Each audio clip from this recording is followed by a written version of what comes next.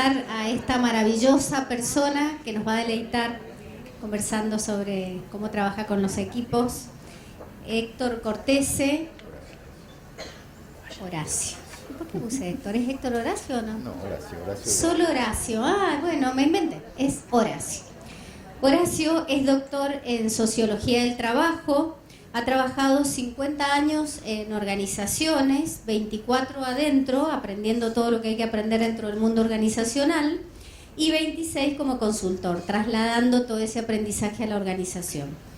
Pero bueno, como nos ha pasado a muchos de los que estamos acá, llegó un punto que se enamoró del coaching y dejó el mundo corporativo, del cual fue directivo 10 años. Y ha escrito 3 libros. El primero, en el año 2007, Coaching y Aprendizaje Organizacional. Después, la primera edición del Manual de Coaching de Equipos, en el 2015. Y después sacó la segunda edición ampliada de este Manual de Coaching, pero con la metodología 4D, que seguramente comentará, en el 2020. Y me contó, estas son cosas que me contó, pero bueno, vamos a ver cómo fue mi escucha, que se formó con 2 grandes maestros, Fred Kaufman y Rafael Echeverría, del cual después fue socio, y en todos sus años en las organizaciones, con las intervenciones de coaching, ya como consultor, empezó a ver que habían muchos cambios a nivel personal, pero que no terminaban impactando en la generación, en la organización. Es decir, en las personas unos grandes cambios, wow, pero la organización seguía igual. ¿Te escuché bien? Ah, muy bien. Y esto es porque faltó el enfoque sistémico. Por otro lado, también se dio cuenta que el trabajo principal es con la principal célula, que es el equipo. Por eso le ha puesto tanto enfoque al trabajo con los equipos. Y dice, y otra cosa que también observó es que el coach de equipos primero tiene que ser un buen jugador de equipo. ¿Estoy bien? Bueno, acá los dejo con... Muchas gracias y bueno, sean bienvenidos hoy a emplear un cachito de su tiempo en estos 3 días para escuchar lo que yo puedo aportarles. Y el viernes estábamos ajustando los últimos tornillos con el resto de los oradores, y estaba Ariel Goldberg, que nos asesoró sobre cómo comunicarnos con ustedes. Y cuando entro en la sala de Zoom, Ariel dice: uy, Horacio, en el año 2005, con Horacio fue la primera vez que escuché hablar sobre comunidades de práctica. Y me quedé enganchado de que él dijo eso el viernes pasado hasta hoy. Esto es la primera vez que yo veo una comunidad de práctica en tiempo real, en estos 3 días. Las comunidades de práctica son, la teoría más Nobel acerca de cómo aprendemos los seres humanos. Aprendemos en comunidad, con otros que hacen lo mismo que hacemos nosotros, es decir, tenemos un dominio compartido de interés y somos practicantes. Estas 3 características se dan hoy aquí. O sea, hay intercambio, estamos incorporando algún bagaje de conocimiento de otros, pero esto es una comunidad en marcha. Así que quería compartirlo con ustedes. Otra cosa que traje hoy para ustedes es un regalito. Escribí un artículo especialmente para este encuentro, y mis 2 socios, que son los que están en la esquina, Evelyn y Rubén, cuando termina mi charla, pasen por ahí, él les va a dar un artículo impreso. ¿Ok? Bien. Un error que cometí. El título dice Coaching de equipos y el desarrollo de equipos efectivos. Debería ser a la inversa. Desarrollo de equipos efectivos y coaching de equipos. ¿Por qué? Porque el coaching de equipos en realidad es un medio para un logro. Y el logro tiene que ver con el desarrollo de equipos efectivos. ¿Ok? Entonces, me percaté hoy a la mañana, digo, tendría que haberlo titulado al revés. ¿Y cómo empezamos? ¿Qué les dice esta imagen? Fuerte. Construir. ¿Qué más? ¿Alguien dijo? Desarmado, fracturado, fragmentado. Ahí está. Este es un fenómeno que encontramos con los equipos. Los equipos efectivos son poderosos, pero son raros. Hay muy poquitos. Y vamos a ver si ustedes realmente me pueden dar esa respuesta a mí. Yo los invito a responder la pregunta que les voy a mostrar ahora. ¿En cuántos equipos has trabajado que puedan responder afirmativamente las tres preguntas que vienen? La primera, lograba cumplir con su propósito a satisfacción de sus clientes, o sea, su razón de ser, lo cumplíamos y los clientes estaban satisfechos. La segunda, sus miembros se llevaban realmente bien, tan bien que se elegían mutuamente para seguir trabajando juntos. Y la tercera, cada uno de esos miembros lograba satisfacer alguna necesidad de orden superior. ¿A qué me refiero por orden superior? A las tres de arriba de la escala de Maslow. Sentían orgullo, pertenencia, se sentían reconocidos y además tenían la posibilidad de hacer alguna contribución valiosa. Entonces, vuelvo para atrás. No me respondan, piensen en su respuesta. ¿En cuántos equipos han trabajado que puedan responder afirmativamente a estas tres características? Y ahora les voy a pedir que se paren todos. Paraditos.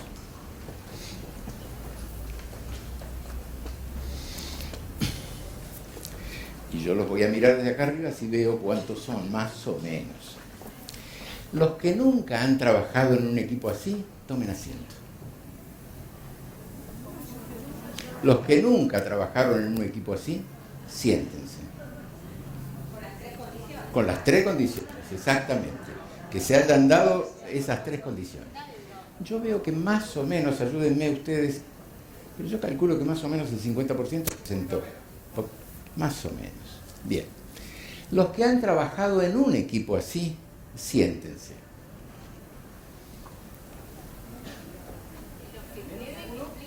¿Nos quedará el 20? Debe quedar el 20. ¿Quiénes trabajaron en dos equipos así? Siéntense.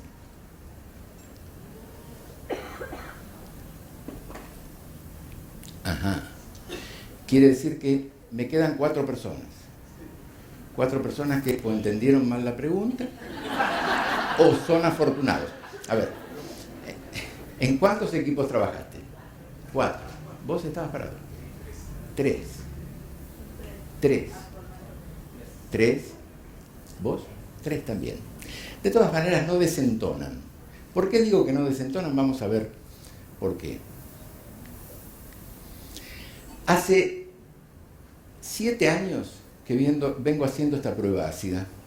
En cuanto evento me toca facilitar, ya sea webinar o conferencias presenciales como esta, hago este ejercicio. ¿Por qué lo hago? Porque tempranamente descubrí cuáles eran las razones por las cuales considerábamos que un equipo era efectivo. Y son esas 3 que yo mencioné. Entonces, y eso lo descubrí cuando estaba escribiendo la primera edición del libro. Y me pregunté a mí mismo en cuántos equipos yo había trabajado. En ese momento llevaba 44 años de trabajo en organizaciones. Y yo tenía 2 equipos. Y dije, Horacio, ¿sos raro o son raros los equipos? Entonces dije, vamos a probar esto. Y empecé a preguntarle, como dije antes, en cuanto a conferencia, webinar, empecé a preguntar a mucha gente. Y en estos 7 años hemos acumulado 3.000 casos.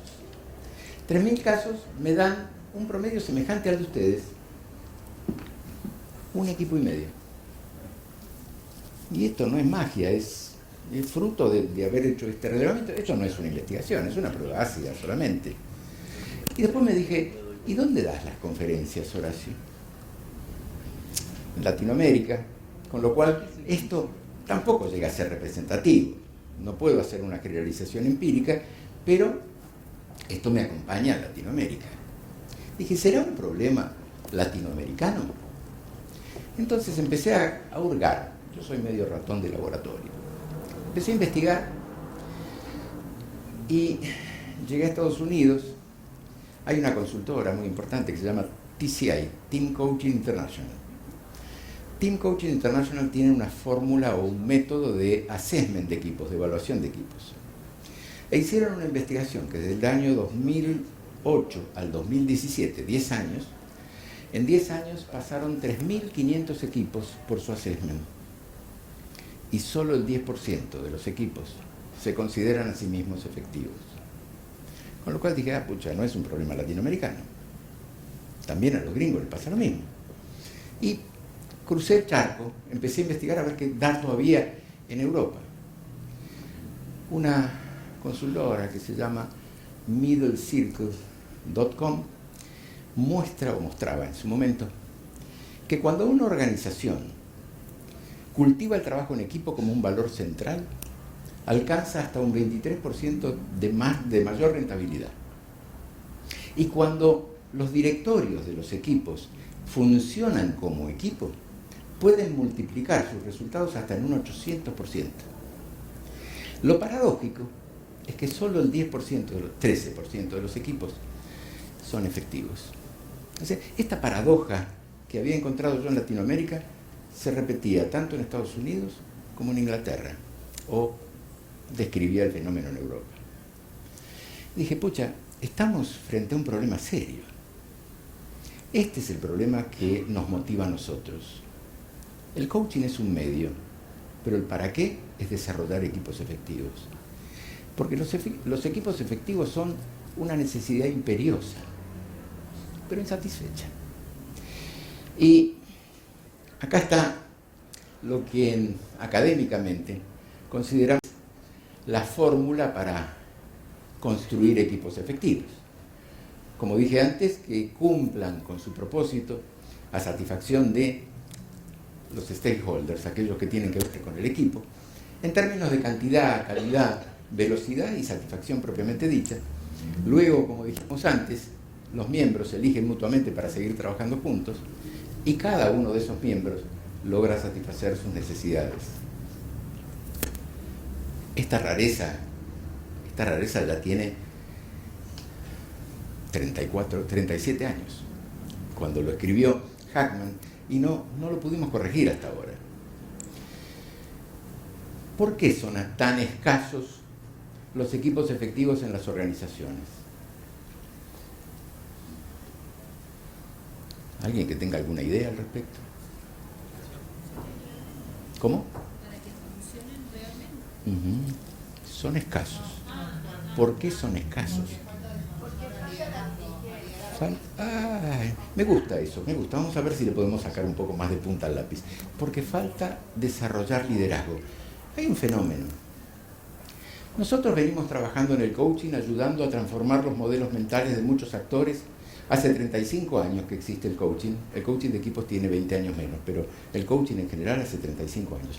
E hizo muy bien a muchos líderes. Pero todavía sigue faltando. Hay mucho más que hacer. Entonces, hay un fenómeno que tiene que ver con esto. Vivimos en equipos sin ser conscientes de las reglas que rigen su funcionamiento. Y no es poner el cohete en la Luna o en Marte, no. Es, primero y principal, todo equipo tiene un propósito o objetivo común. ¿Cuántas veces nos tocó ingresar a un equipo y su líder se tomó el trabajito de contarnos a nosotros cuál es la razón de la existencia de este equipo? Hace un rato cuando me presentaban 10 años siendo directivo de organizaciones, yo me pregunté cuántas veces lo hice yo y realmente era un desastre. Tampoco lo hacía. Porque vivimos con un estado de conciencia bajo y funcionamos medio por inercia. Entonces, no cultivamos la necesidad de tener una visión compartida. De eso se trata el artículo que les regalo hoy. Cómo construir una visión compartida. Segundo, un equipo necesita un conjunto de tareas coordinadas para el logro de ese propósito común. Coordinada significa en cuántos equipos uno trabajó y le dieron la oportunidad de definir si realmente tenía las competencias adecuadas para hacer lo que hacía o podía modificar en algo para que mejorara el aporte que hacía en mi tarea en pos de ese objetivo común o de ese propósito común. Y lamentablemente muy pocas veces. Tercero, esto implica un sistema de comunicación y participación. La comunicación es el contexto donde se da la interacción humana y la interacción humana es el contexto donde se da la comunicación. Ahora, tuvimos la oportunidad de debatir juntos, de analizar cuál era la mejor manera de hacer lo que hacíamos en pos de ese objetivo común. Muy pocas veces. Esas tres variables que están en azul son tres variables dependientes. Y hay una variable independiente. ¿Cómo era? El sistema de dirección. ¿Qué es esto? A ver, caemos en el lugar común. El liderazgo es la variable independiente que genera las demás. Ahora, también yo me pregunto, ¿ustedes han visto algún líder que salga de un curso de liderazgo realmente como líder? Y este es el problema. El problema pasa por, no podemos sacar al líder del ambiente de trabajo, llevarlo a un ambiente ideal, ayudarlo a transformar su modelo mental y que después lidere. Nosotros venimos experimentando que cuando tiene buena madera, o sea, está preparado, tiene la necesaria disposición, esa persona se va a ir convirtiendo en líder mientras que su equipo se va convirtiendo en mejor equipo. Y esto es action learning, es aprendizaje en la acción, es just-in-time learning. Yo tengo que ir aprendiendo mientras que estoy funcionando. Y en la experiencia que hemos desarrollado, al menos, hay muchos líderes que nos han enseñado a nosotros a ser mejores coaches. ¿Ok? ¿Qué es un equipo? Porque, bueno, estamos hablando de coaching de equipos y esa imagen muy representativa. Un equipo es un pequeño número de personas, vamos a tratar de hacer una disección de esta definición. Pequeño número de personas con habilidades complementarias. Teníamos un conjunto de tareas coordinadas para el logro de un propósito común, entonces necesitamos esas habilidades complementarias, que están comprometidas con ese propósito común y con metas de desempeño y un enfoque por el cual ellos se consideran mutuamente responsables. Es decir, tenemos el propósito común, tenemos el pequeño número de personas con habilidades complementarias y tenemos un tablero de comando, metas de desempeño y un enfoque por el cual se consideran mutuamente responsables. Les voy a contar una pequeña historia. Hace unos cuantos años me convocan para trabajar en una empresa que tiene una refinería de petróleo. Cuando diga dónde está va a ser fácil, pero bueno, esta refinería está en el límite con Bolivia. Se llama Refinor. Y tiene la planta ahí en Campo Durán, a 14 kilómetros de Bolivia. Íbamos a trabajar a esa planta, parábamos en Tartagal, como a 60 kilómetros de la planta, y después íbamos a la planta. Y nuestro trabajo íbamos con otro coach. En el coaching de equipo generalmente trabajamos de a dos, porque se nos escapa la dinámica si vamos solos. Entonces, con otro coach trabajamos con el equipo de dirección, que era el director de la planta y los gerentes que reportaban a él. Y llevábamos otro coach que trabajaba con los equipos de operarios y que nos habían dicho que eran EAP, equipo autónomo de mantenimiento, EAP de producción, EAM, equipos autónomos de mantenimiento. Entonces, lo primero que hacemos en nuestra metodología es hacer un diagnóstico. Nos juntamos a la noche en el único hotel que había en Tartagal a conversar acerca de cómo te había ido en el diagnóstico y mi colega me dice, el que trabajaba con los operarios, Horacio, los operarios no son ni equipo ni autónomo. No tienen ni idea cuál es esas metas de desempeño por el cual se consideran mutuamente responsables. No pueden ser autónomos si no tienen una meta donde tienen que ir. Y bueno, es decir, trabajamos sin ser conscientes de estas necesidades que tienen los equipos, entonces es muy difícil que terminen siendo efectivos. La ICF, que nació hace 30 años, recién en noviembre del año 2020 sacó el set de competencias del coaching de equipos.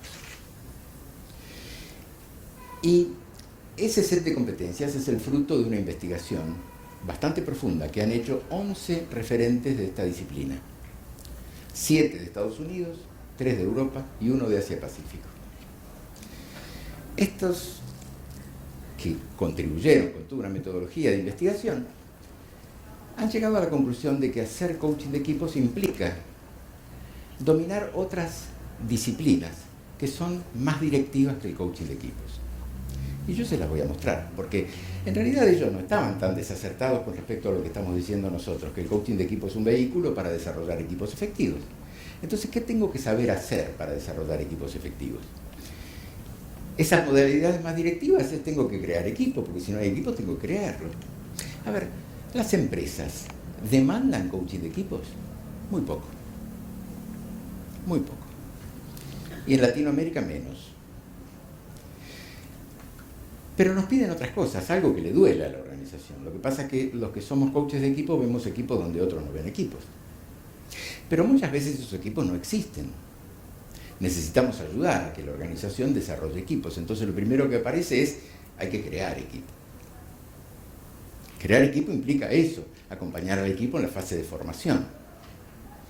Hay una frase o una secuencia lógica en la evolución de los equipos que es, si no dejamos que las cosas pasen y que el equipo se forme solo, va a entrar por la fase de formación, o sea, las siglas en inglés es forming, storming, norming, performing.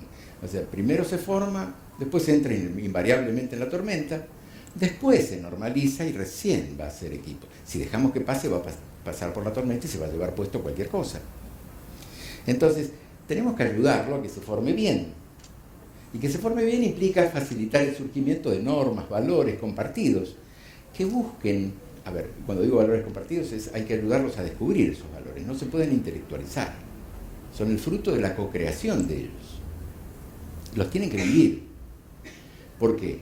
Porque si no caemos en teoría expuesta versus teoría en uso, y necesitamos que la teoría en uso y la teoría expuesta sean la misma. Segundo, tenemos que ver en qué estadio está el equipo y va a necesitar consultoría de equipo. ¿Para qué? Para ayudarlo en su manejo de su propia dinámica a superar cualquier tipo de tormenta. Tercero, mentoría de equipo. O sea, fíjense, el coach de equipo tiene que ser, además de coach, tiene que ser formador de equipo, consultor de equipo, mentor de equipo, facilitador de equipos, y también coach de equipos.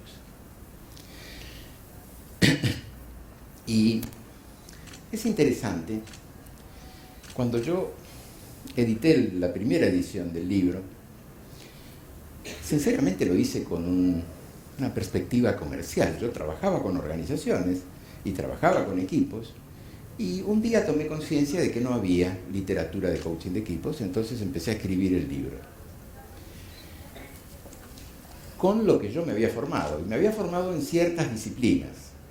Action Learning, o sea, aprendizaje en la acción. Me había formado en dinámica de grupos. Me había formado en facilitación de equipos. Y con esto fui armando una especie de mecano. Yo soy bastante viejo. Hoy diríamos un Lego. Con el Lego armé mi modelo. ¿Y qué hice? Escribí el libro. El libro sale en octubre del 2015. Unos meses más tarde, estando en una comunidad de práctica que tiene la ICF, una persona que estaba en Estocolmo preguntaba sobre literatura del coaching de equipos y alguien le dijo, mira, hay tal cosa, tal otra, pero no podés dejar de leer un artículo que había escrito un australiano, Paul Lawrence, sobre una investigación hecha en Australia y Nueva Zelanda, que era la práctica de 40 coaches de equipo. Dije, pucha, en Australia y Nueva Zelanda hay mucho más que acá. Entonces, obviamente, descargué esa investigación. Y para mí fue llamativo, porque descubrí que esos coaches de equipo se habían entrenado en las mismas cosas que yo. Dije, qué lindo. Emboqué de casualidad, pero embocamos juntos. No había un patrón de qué había que conocer, pero él encontraba, haciendo el análisis, que se habían formado en esos mismos elementos. Y después describía quiénes eran los referentes. Referentes de la escuela anglosajona, yo no los conocía hasta ese momento. Y eran Peter Hawking, David Clutterbuck, Christine Thornton, Hackman y Weichmann, a esos sí los conocía. Y digo, no está Alain Cardon, que se dedica a esto. Yo veía que lo que hacía Alain Cardon no tenía nada que ver con lo que hacía yo, pero yo me sentía alegre porque dije, por lo menos encuentro a estos que armonizan conmigo. Y bueno, a partir de ahí dije, pucha, hay referentes en esta disciplina. Entonces, empecé a pensar que tenía que elaborar o actualizar mi manual. También tenía que darle lugar a esos referentes. Yo supongo que esos referentes estuvieron en este trabajo. Supongo que sí. Y fue bueno, porque fue bueno descubrir también que lo que hacíamos nosotros se podía alinear con lo que decía la ICF, que son estas 8 competencias con estos clústeres. No me voy a entretener en describirlas porque ustedes las deben conocer y si no las conocen pueden entrar. Pucha, las pueden descargar de la ICF.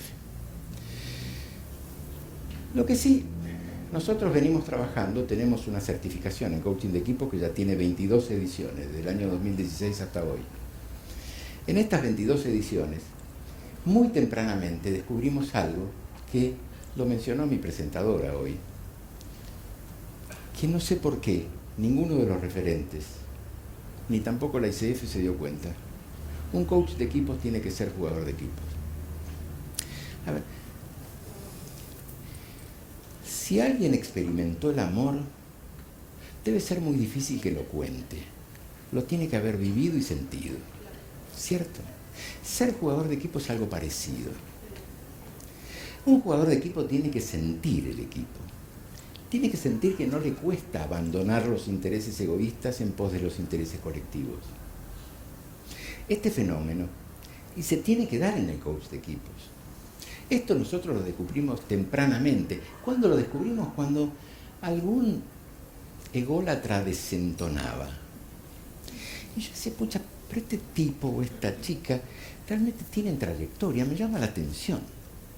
Hasta que un día, no sé, a mí me pasa algo raro. Dicen que la creatividad surge cuando uno menos lo imagina. Surge cuando las emociones negativas descansan. En mi caso me ocurre a las 4:30 de la mañana. La tengo a mi señora ahí que da fe. Me pasa habitualmente esto. Yo me despierto a las 4:30 y digo, a esta hora quiero dormir, pero no. Este es el momento en que yo tengo que pensar en esto. Y me pasó en la segunda edición de nuestro programa que descubrí este fenómeno. Digo, pucha, un coach de equipo tiene que ser jugador de equipo. Ahora, el que avisa no traiciona. Entonces, no lo hicimos en ese momento, pero a partir de ese momento empezamos a describir qué significa ser jugador de equipo. Van a tener que vivir los valores que ustedes mismos declaran sostener y después van a ser evaluados por eso. Fue fantástico porque a partir de ese momento se empezaron a alinear. Y al final, cuando hacían una evaluación 360 grados, bueno, nosotros nos sentíamos felices porque no desentonaban. Primer hallazgo. Y segundo hallazgo, si ustedes ven acá, no hay ninguna competencia que hable de lo sistémico. Y un coach de equipos tiene que ser un pensador y actor sistémico. Ineludiblemente, pero cuando hablamos de sistemas, hay una confusión muy grande. Muy grande. Ese australiano que yo mencioné es un productor, un generador de teorías interesantes, y él escribe unos papers sobre pensamiento sistémico aplicado al coaching. Y tiene un libro que se llama Coaching in 3 Dimensions, en 3 dimensiones, donde él describe los orígenes del coaching, el coaching dialógico, que para nosotros latinoamericanos en general lo podemos asociar con el ontológico, y finalmente el coaching sistémico, que sería la última etapa del coaching en la que estamos en este momento. Con yo recomiendo ese libro, es realmente muy interesante. Entonces, les decía que las competencias que faltan son: una, que tiene que ser jugador de equipos; dos, tiene que ser un pensador y actor sistémico. Y también mi presentadora decía que la segunda edición ampliada del libro nos habla de una metodología. Nosotros no queremos ser soberbios, pero un día descubrimos que teníamos una metodología, también a las 4 de la mañana. ¿Por qué? Porque una colega carioca me dice: Horacio, queremos representar en exclusividad la metodología de ustedes. Bueno, terminó la reunión, yo me junto con mis socios, les digo: ¿sabían ustedes que teníamos una metodología? Nos reímos un rato, porque realmente no podíamos creer que la tenían. Y después, en la noche, esa fue la semillita que germinó. En la noche empecé a pensar, digo: pucha, ¿cuál es la metodología nuestra? Voy a contarla brevemente. O sea, cómo pensamos y actuamos sistémicamente. Y los equipos son el primer eslabón del sistema social, donde inexorablemente nos toca intervenir. O sea, no están aislados, están metidos dentro de otros sistemas. O sea, estos equipos,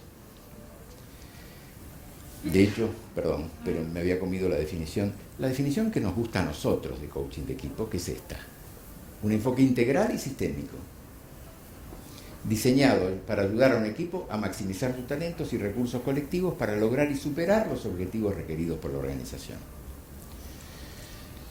Las autoras son dos canadienses, ya tiene más de 10 años esa definición.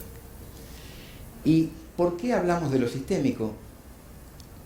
Cuando yo ingreso a un equipo, mi máxima libertad es decidirlo ingresar. Pero si elijo ingresar, el equipo me impone a mí restricciones y posibilidades. Hay ciertas cosas que en el equipo no se pueden hacer, que restringen mi libertad, y hay cosas que sí se pueden hacer. ¿Quiénes son ontológicos aquí? Gran mayoría. Bien, ustedes deben de haber aprendido que vivimos en mundos subjetivos e interpretativos. Bien, es mentira. Vivimos en mundos intersubjetivos. Nosotros existimos con los otros, resonamos con los otros, negociamos nuestra manera de conferir sentido y significado con la manera de conferir sentido y significado de los demás. Y co-creamos un sentido y significado que nos es común. Entonces, cuando ingresamos a un equipo, tenemos necesariamente que hacer eso. ¿Cómo aprendemos los códigos que no están escritos? Por socialización con los otros. Aprendemos lo que llamamos el conocimiento tácito, que del iceberg es la parte más oculta, pero es la única manera. Ahora, el equipo está inserto dentro de un área en una organización, y el área le impone restricciones y también le brinda posibilidades. Si el equipo es astuto, va a ir buscando las posibilidades y evitando las restricciones. Y el área, a su vez, forma parte de una empresa que le impone restricciones y posibilidades. Y la empresa trabaja en un mercado, en una industria que le impone restricciones y posibilidades. Y ese mercado y esa industria están insertos en una sociedad que le impone restricciones y posibilidades. Y la sociedad está en la aldea global que le impone restricciones y posibilidades. ¿No les resulta parecido esto a un juego de mamushkas, de muñecas rusas? Bueno, se llama sistemas anidados o acoplamiento de estructuras sistémicas. Cuando trabajamos con un equipo, tenemos que llevar a sus miembros a que sean capaces de interpretar el juego que existe y comprender que las restricciones que tienen que manejar son parte de ese juego. Es decir, yo no puedo cambiar las restricciones solo. Necesito co-crearlas con otros. Podemos estar de acuerdo en que hay ciertas restricciones que las debemos cambiar, pero tenemos que ser capaces de cuestionar las rutinas que generan esas restricciones y ser capaces de generar nuevas rutinas para anclar el cambio en esas rutinas. Y así sí ayudaremos al equipo a maximizar sus talentos e incluso a la organización, ¿por qué no? Este fenómeno sistémico inexorablemente se da, esta es la tapa del libro, decimos 4D, una metodología para el desarrollo de equipos efectivos e innovadores. ¿Y cómo es esa metodología? Esta metodología tiene, yo tengo miedo de que se me escape el tiempo, ¿ando bien? ¿Ando bien o no? Sí, 10 minutos, bueno, gracias. Esta metodología 4D, no son 4 dimensiones, son 4 iniciales con D, pero también si quieren son 4 iniciales, son 4 dimensiones. La primera dimensión es la demanda. La demanda es muy importante. ¿Cuál es la razón por la cual nos llaman a nosotros? Como dije antes, no siempre las organizaciones piden coaching de equipo. Les duele algo y nosotros vemos equipos donde otros no ven equipos. Les voy a contar qué significa esto de la naturaleza de la demanda. Hace un tiempo, mi socio me dice: Horacio, recomendame algún consultor que trabaje en diseño estratégico. Le digo, aparte de mí. Uy. Le digo, ¿qué hacemos nosotros? Y bueno, entonces fuimos nosotros. Concuerdo, una empresa metalúrgica, tener una reunión a las 14:30 con el gerente general. Decido ir 5 minutos antes. Los japoneses dicen 5 minutos antes, no es que yo sepa hablar japonés, dicen go fumae, 5 minutos antes. Y 5 minutos antes fui, llegué a la planta, me anuncio, adrede 5 minutos antes, porque yo quería ver cómo me recibían. ¿Qué me iban a hacer? A ver, ¿qué iba a hacer en esos 5 minutos? O quizás más si me dejaban, perdón, juntando orina. Pero bueno, llego, paso, la recepcionista, por favor, tome asiento. Me siento en un sillón, frente a mí había una gigantografía con todos los principios de calidad de la compañía. Ya me empezaba a hablar eso de la cultura de la organización. Mientras tanto, yo escuchaba lo que ella decía cuando hablaba con el gerente general. Lo trataba muy cordialmente y corta y me dice: ya viene para acá fulanito de tal, pero me lo nombra por su nombre de pila. Un indicador importante. Al rato viene él, ataviado con ropa de fábrica. Tenía una camisa con el logotipo de la empresa, zapatos de seguridad. Mi primera impresión es, este no es un gerente general de oficina, este es un tipo que patea la fábrica. Me llevó caminando por las oficinas y yo me detuve a observar cómo era, en mi primera impresión, el clima que se vivía ahí adentro. Nadie estaba muy compungido, ¿no? Un clima agradable, lindo. Empecé a ver el tamaño de las oficinas hasta que llegó a la oficina más grande, que era la del gerente general, que describía, bueno, cómo era el poder dentro de esa organización. Él me invita a sentarme a una mesa, me invita a tomar café. Y ahí empezamos a conversar sobre la necesidad de por qué ellos tenían que contratar consultores para hacer planeamiento estratégico, cuando desde que él había ingresado habían crecido armónicamente en su facturación, pero ahora se proponían hacer un crecimiento sustantivo. Entonces necesitaban ayuda. Y yo lo invité a pensar en que eso tenía que ser una co-creación conjunta con el equipo de directivos que reportaba a él. Y él me corrigió, ¿no? Vamos a incluir más gente. Es decir, yo en un principio le dije, ¿quiénes son tus reportes inmediatos? Y eran más o menos 10 personas. No, pero incluyamos esto. Trabajamos. A ver, nosotros no cobramos en la fase de la demanda, pero estamos trabajando. El coaching de equipos empieza ahí. Si bien no tengo ni idea cómo va a ser el equipo, pero es la primera fase. Y después, a él y a cualquiera le proponemos hacer un diagnóstico. Con una metodología particular, nosotros diagnosticamos desde la organización al equipo. Primero diagnosticamos la organización, con preguntas sobre ciertas dimensiones del sistema organizacional, y después preguntas sobre el equipo, y después preguntas sobre el liderazgo, que son a sus colaboradores inmediatos. ¿Cómo lo podríamos ayudar a fulanito de tal a ser mejor líder? ¿Qué le pedirías que haga? ¿Qué le pedirías que no haga? ¿Qué le pedirías que haga más? ¿Qué le pedirías que haga menos? ¿Qué le pedirías que empiece a hacer? ¿Qué le pedirías que deje de hacer?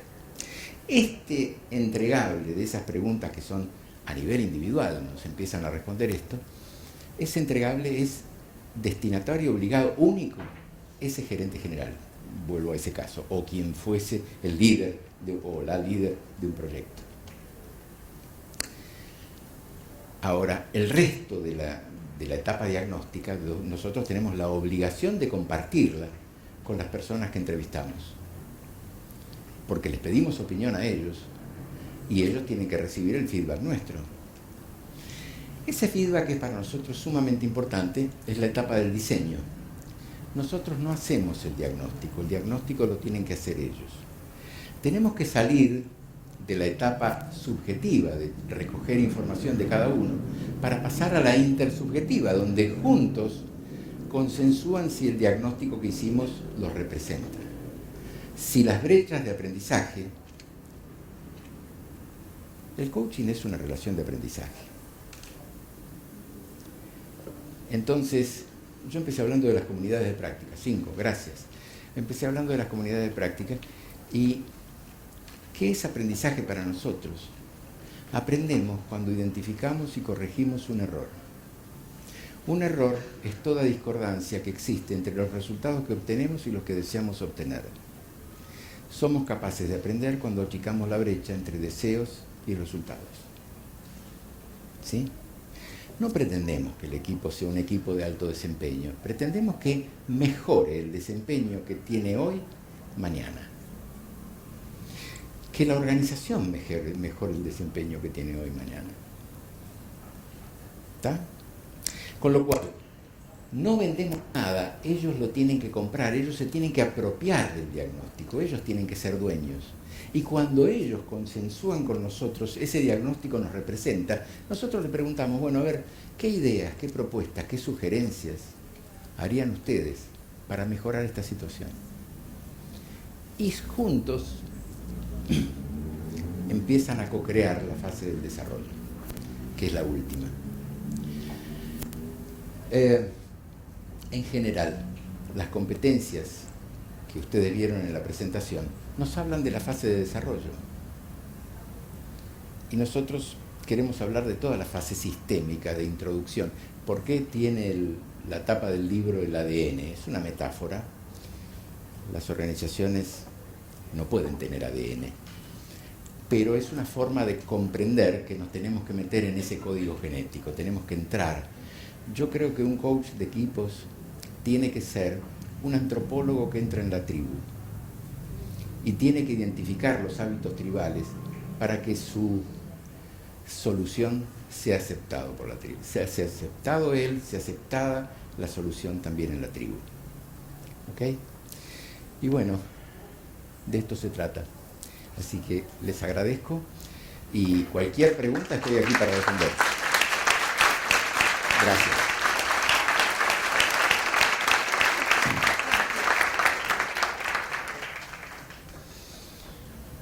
¿Inquietudes, preguntas?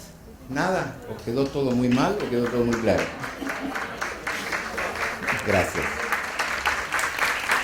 Muy amable.